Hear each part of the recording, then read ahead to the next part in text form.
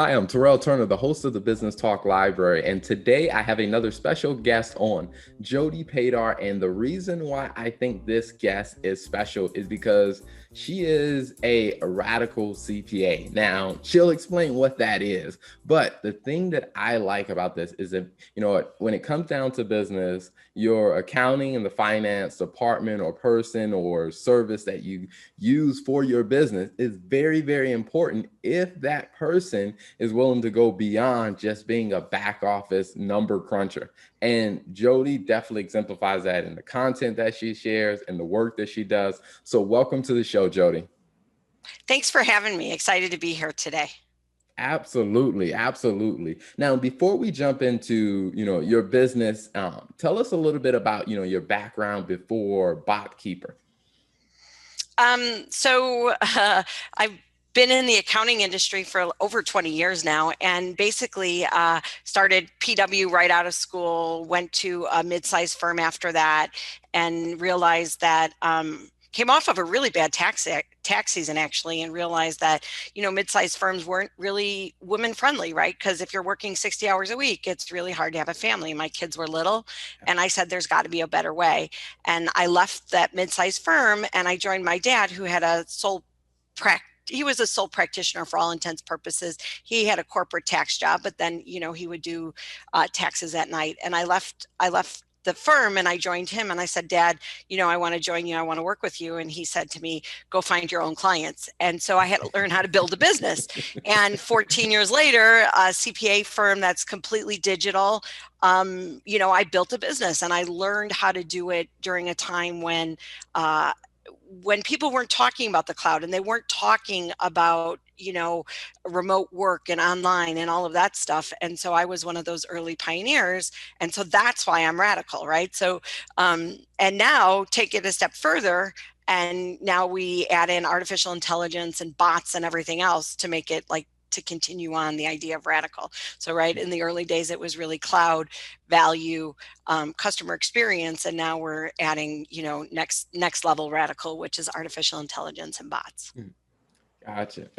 Now, one thing I find to be interesting when I think about, I went into public accounting on the audit side, and I think about even my education and just going through the CPA exam and all of that. It's like, at any point in there, was there any part of your training that prepared you for building a business around your skill set?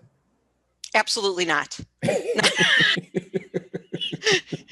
No, because you're a CPA, you learn technical skills, you learn the code. I mean, I have a master's in tax, right? I learned how to read the code.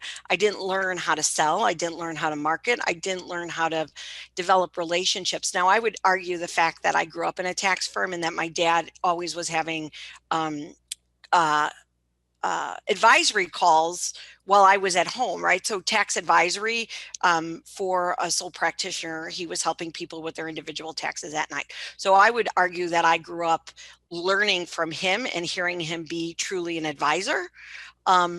And that helped me with my business, that helped me with my consulting skills, because I just grew up with it. But in school, you don't learn any of that. So it's really, it's what you learn after and who you learn it from after that really makes a difference.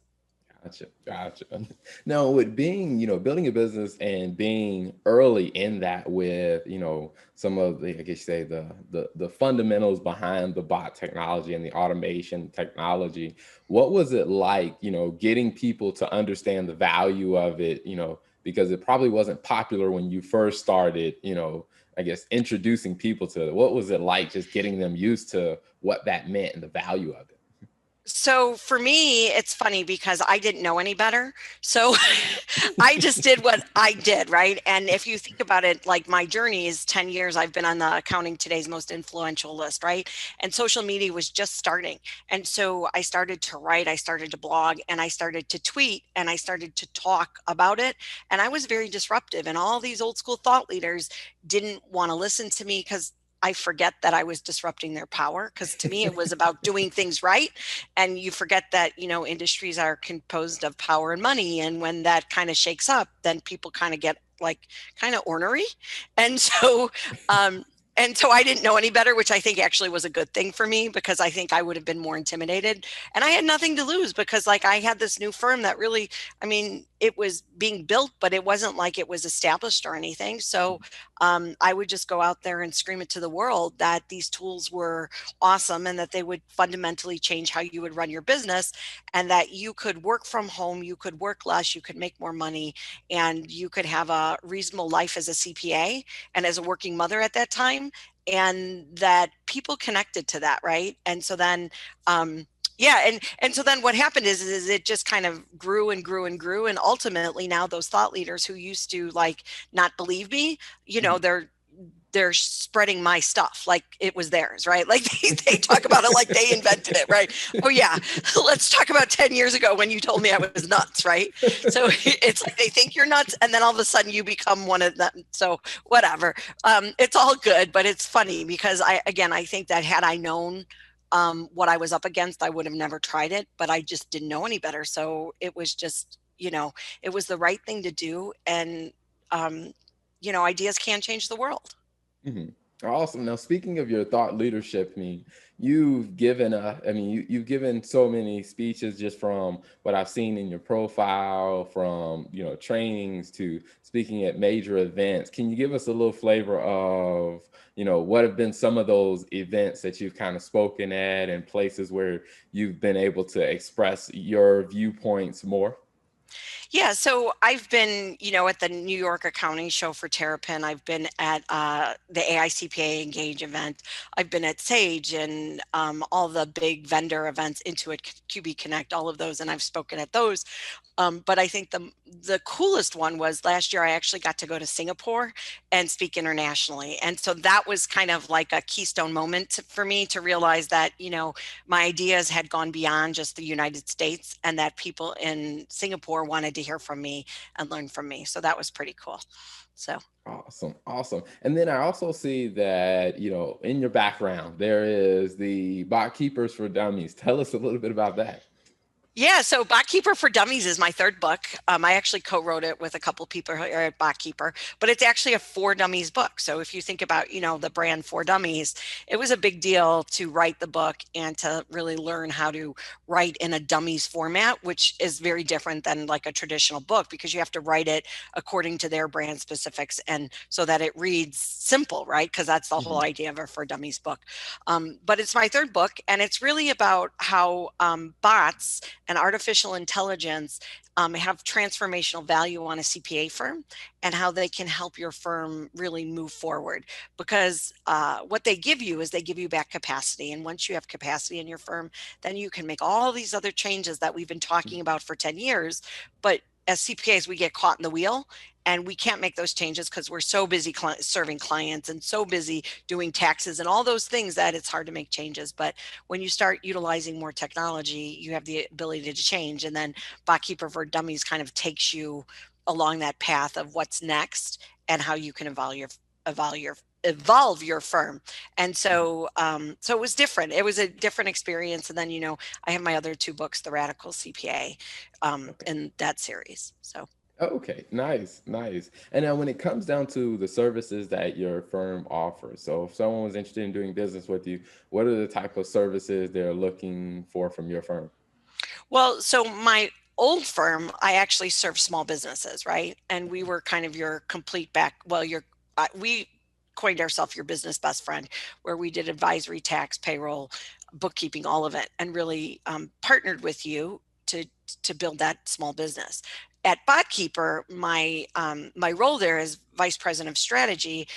We serve accounting firms, so our my role at Botkeeper is to help accounting firms go through that transformational change when they're using new technologies such as artificial intelligence, such as the Botkeeper platform, and even other technologies, right? Is to help them make those changes and understand how it's going to impact their business because it's not as easy as just buy this technology and plug it in.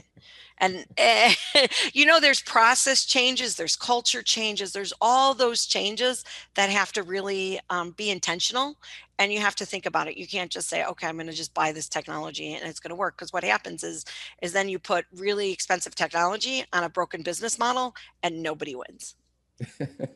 I can definitely attest to that. I remember when I worked at General Electric, and in the division that I was in, so I was a finance leader for a subset of one of their business groups, and we that was the group that they were going to pilot finance transformation years ago, and I remember spending so much time trying to get the point across, like we can't just dump in all this new fancy technology without fixing some of the underlying processes. Right. And I remember, like, I spent maybe about 6 months just fixing underlying processes.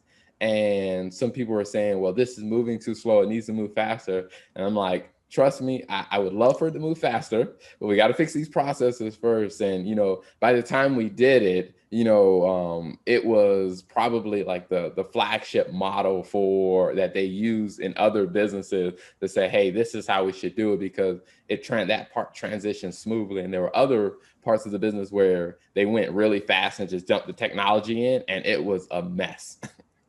So yeah, I Yeah. definitely No, agree with you. cool. Now, where can people find you online or on social media if they want to follow you and see all this great stuff that Botkeeper's up to?